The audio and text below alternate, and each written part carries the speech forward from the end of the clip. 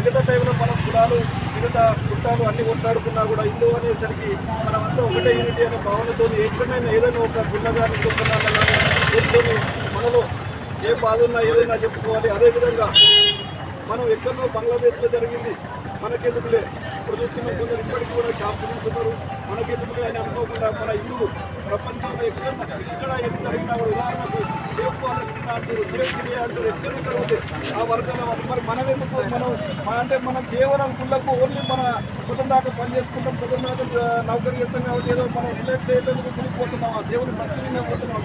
మరి హిందువుగా పోతలేమా? మరి ఇప్పుడు ఏమనిపిస్తుందంటే 18,000 జనాభా ఉన్నప్పుడు ఒక 100-150 మంది వచ్చిరట, కేవలం హిందువుగానే గుడిపోతున్నామా, భక్తి పోతే పోతున్నామా, హిందువుగానే అయితే పోతలేమో అనిపిస్తుంది.